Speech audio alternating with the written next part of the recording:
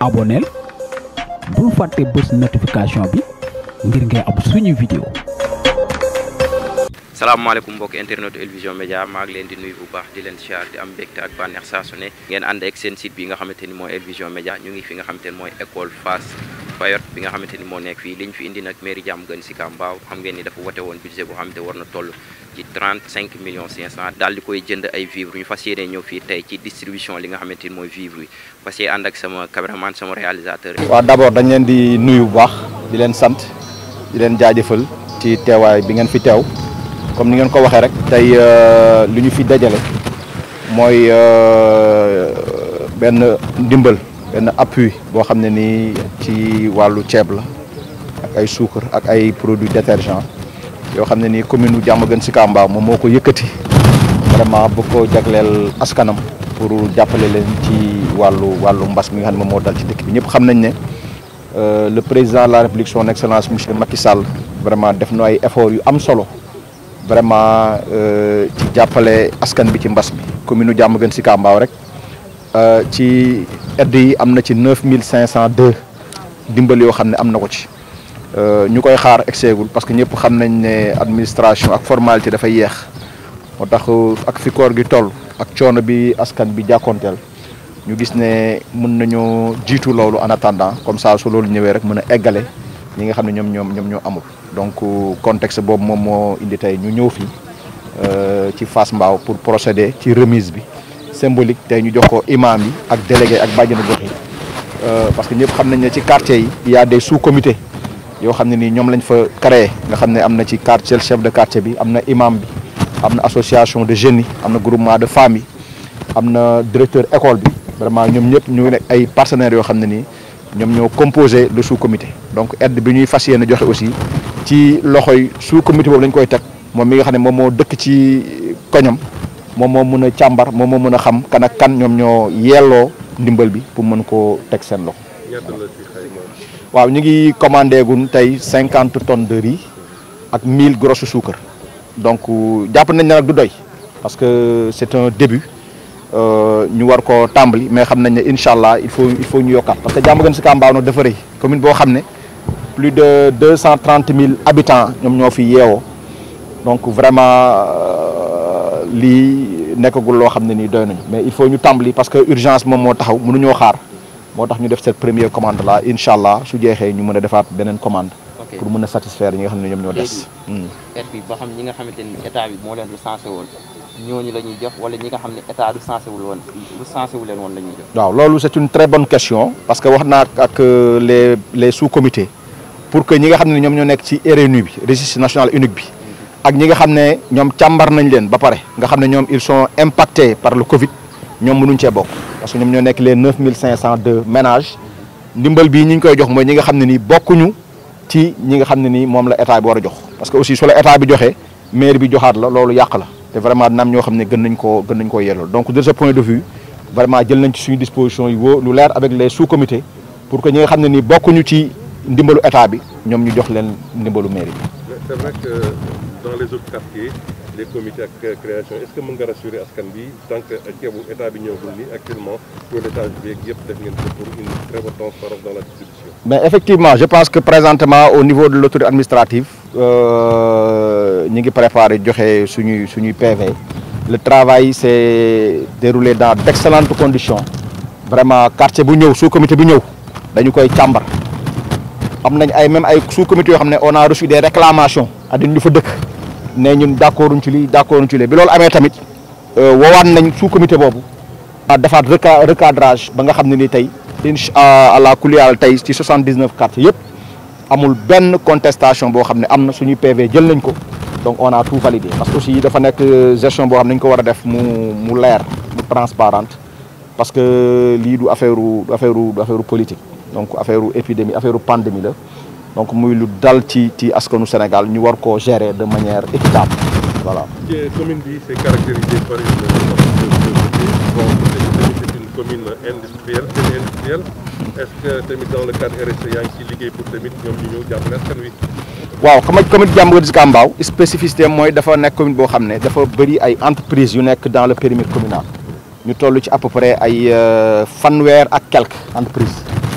mais entreprise yooyu ci bëri vraiment sentiruñu seen taxawaay ci Diamaguène Sicap Mbao li tubaab di wax la RSE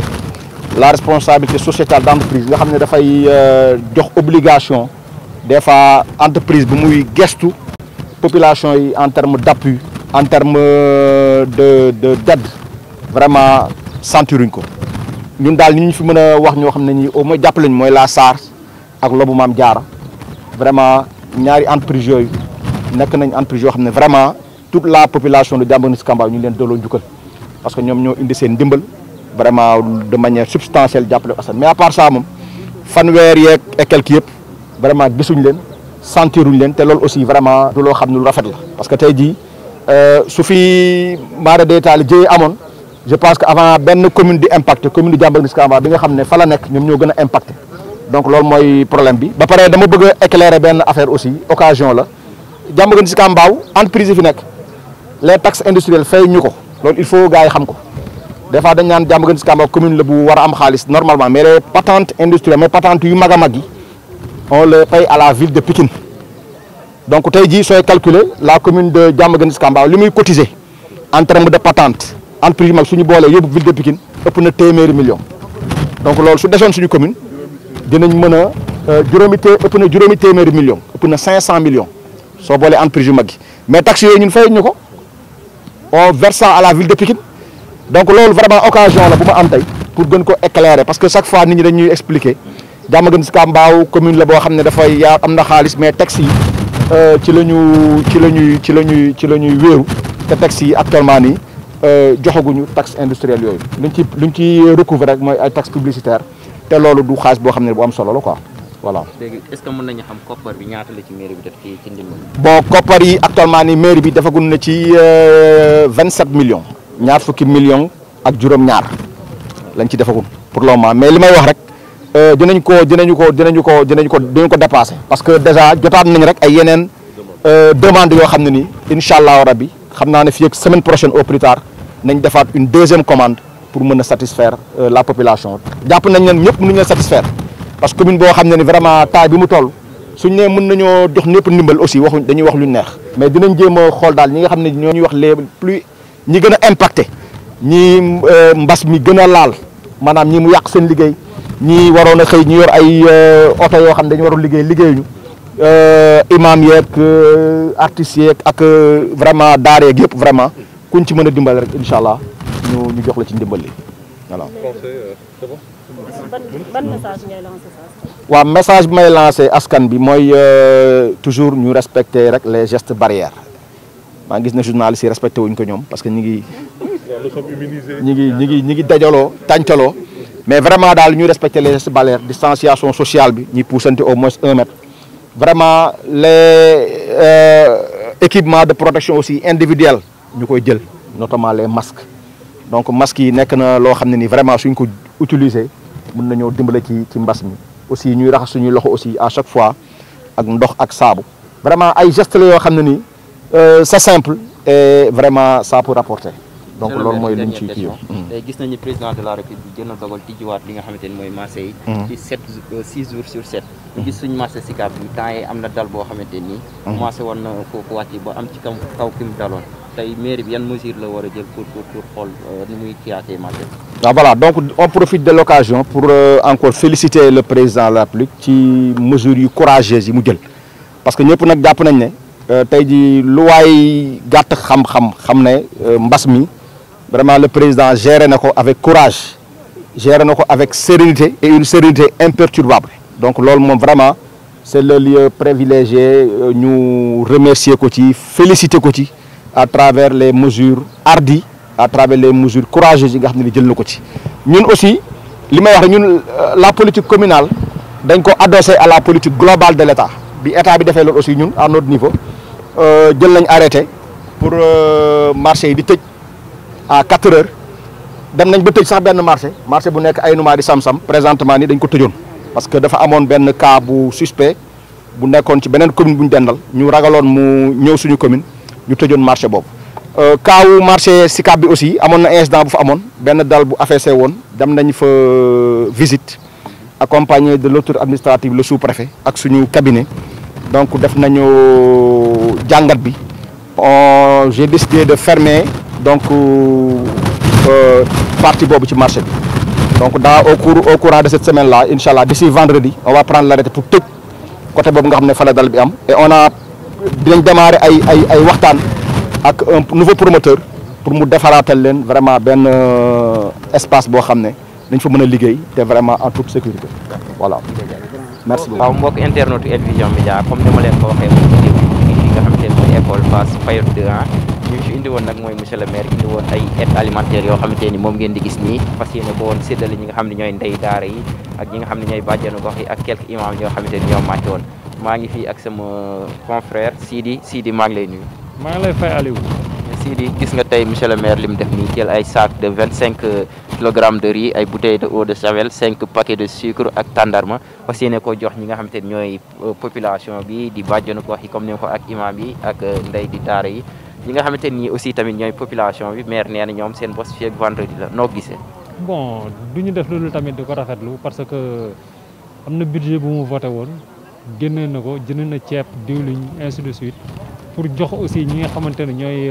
bàjjenu gox yi ndeyu daara yi imam yi loolu lu ñuy rafetlu la quoi vraiment donc ñi ngi xaar tamit suite bi mu wax que ni ñi nga xamante ne tey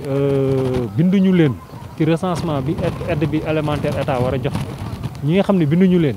ñoom di vote budget boobu mu voté aussi dina leen jox ñun tamit ñi ngi xaar loolu pour gën a am lu ñu leer ci kanam quoi.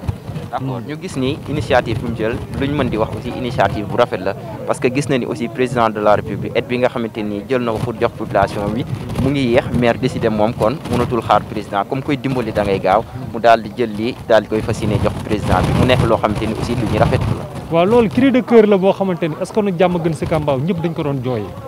ñëpp dañ doon wax naan maire lu tax muy téye li ko Ablaye Timbo jox ak budget bi mu voté pour xaar état nit koy dimbali waroo xaar kenn donc moo tax bi mu jëlee engagement ne da koy joxe rafetlu nañ ko trop nag vraiment c'est quelque chose boo xamante ne c'est à saluer parce que jël na ko